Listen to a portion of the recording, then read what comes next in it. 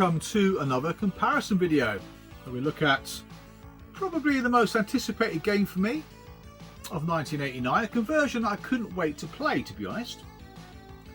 That game is Chase H.Q by Ocean Software.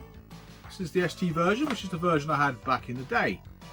But yeah, those who don't know, it's an arcade game, kind of a racing game really, split into two halves. You kind of chase after the bad guy. Once you get to the bad guy, you've got a certain amount of time then to knock him off the road, so to speak. Yeah, it's 5 stages like that, so it's not a particularly large game.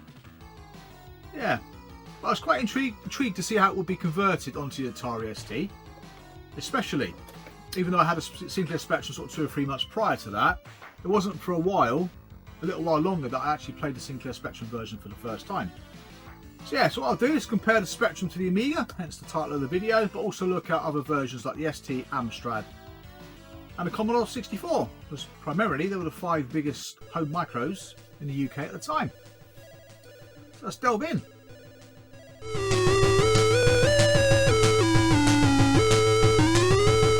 Now I remember a particular preview article in the One magazine, back end of 1989. I'll leave a link to that particular article in the description box below the video. Yeah, I was always interested in conversions over to the home computers. Obviously you wanted the game to be as realistic as possible in comparison to the arcade system, but most of the time they weren't, were they? I always had a soft spot really, because actually in your heart of hearts you know they tried their hardest to do it. Not necessarily so in some games they probably could have done things a bit differently. Not that I'm technically minded like that, but you see games get developed later on and you think, oh, they've done a really good job with that.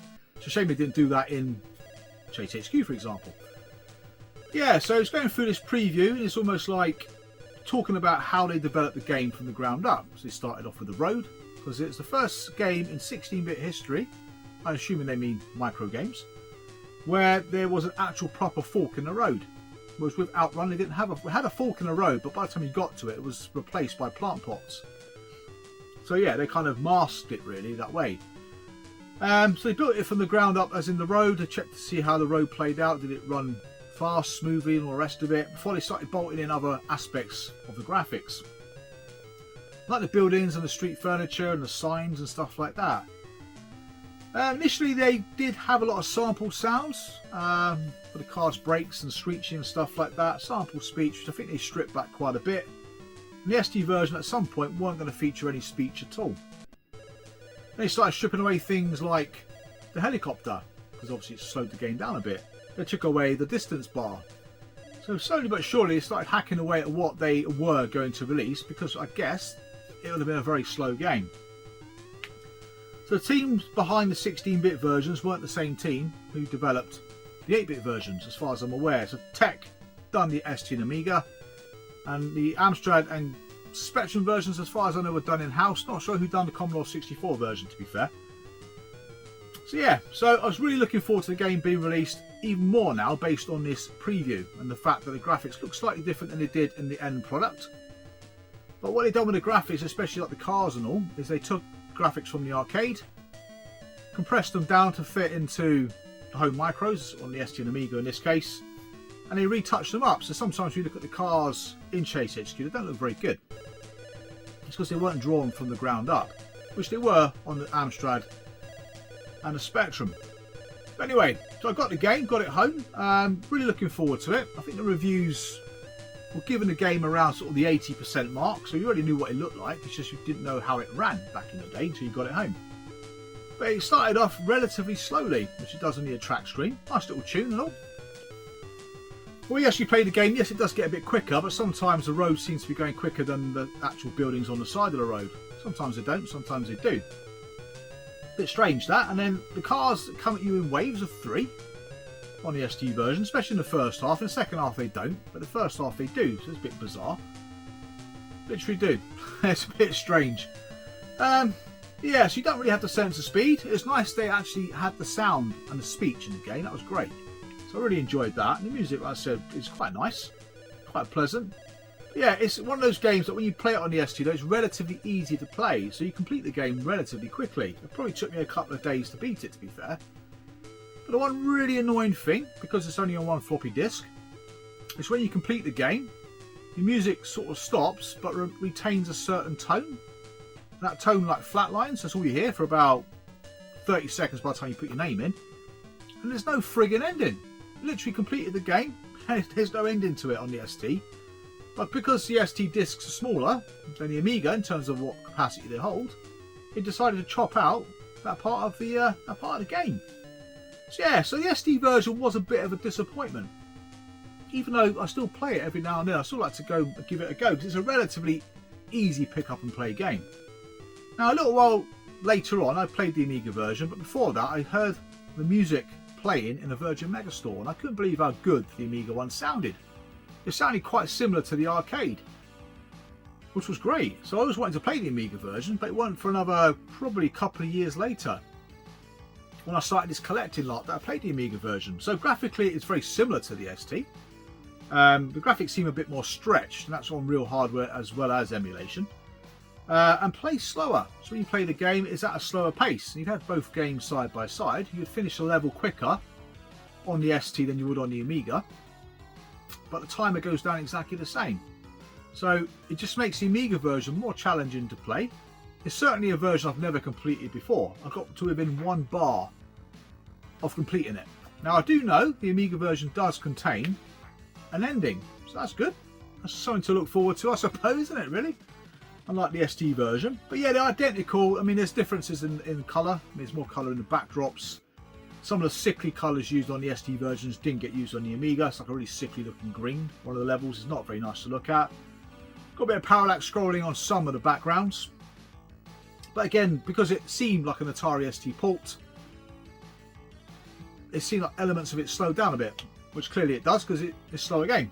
But yeah, so I probably would say the Amiga version pips the ST version because A, it's complete or feels complete, and B, the sound effects and music are fantastic. But yeah, so a couple of months later I went round a friend's house and saw him playing his version of Chase H.Q.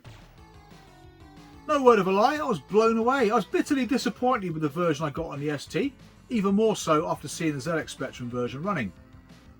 Now, as we know, the game was developed in-house, so a different development team altogether. The Spectrum did have a pedigree of having a split road, because the Outrun game by Probe on the Spectrum did split. So I'm not sure why it's so complicated on a 16 bits, I don't know, to be fair. So yeah, the sensor speed, the graphics, the fact it's in monochrome. What blew me away the most is it's got more in common with the arcade than the 16 bits. It had the helicopter, had all the little quips, even had the speech as well in the Spectrum version. Couldn't believe that. Probably not as much speech, but it's not far off. I was absolutely blown away with it. Really was, especially the sensor speed. It's harder again on the Spectrum. It's about as hard on the Spectrum as it is possibly on the Amiga. So it's a challenging game. But like I keep pointing out, the games were a lot cheaper. I mean, $7.95, $8.95, I think it was on the Spectrum. You're looking at nearly £25 for the Amiga equivalent. But I'll tell you what, the Amiga version, again, is not as good as the Sinclair Spectrum version. Of course, it's my own opinion, but there's more in the Spectrum version that could relate to the arcade. The music was great at the beginning of the game. Again, really nice rendition of the Chase H.Q tune. No music in game, but the sound effects were they're okay. But yeah, the speech blew me away. I couldn't believe I had it in the Spectrum version. They managed to cram so much into that version, it was unbelievable. So yeah, so the Spectrum version will leapfrog above the Amiga and the ST. And then it was many years later that I played the Amstrad version. Again, like games like Power Drift, the Amstrad version is colorized. It is built again from the ground up. It looks great. Plays slightly slower than the Sinclair Spectrum version. It does have the speech, but doesn't have the intro music. So yeah, less of a, I don't know, it's not as well presented as the Sinclair Spectrum version, but it's still a very good game. When you play the Spectrum and the Amstrad side by side, a bit like the Amiga and ST, there is a distinct speed difference. But again, the Amstrad version still plays really well, so if you're an Amstrad owner back then, you'd have been delighted with what you had. No doubt about it. But again, it's just a little bit missing that you would have on a Sinclair Spectrum version. But it would be better, in my view, than the Amiga version. So Spectrum, Amstrad, Amiga, ST, so far. And then the Commodore 64 version, again, that's quite a recent, quite recently played that game. I was absolutely amazed how shit that game was. I don't want to dwell too much on the C64 version because I can't believe how bad it was. Very, very slow. I'm not even going to bother embarrassing you guys for the C64 by putting any footage up. You'll see a bit of footage later. I'm not going to dwell on it too much because it was bitterly disappointing. I remember the magazines really slating that game, got some really bad reviews. But yeah, I don't know what happened there. It was dreadful. It really was.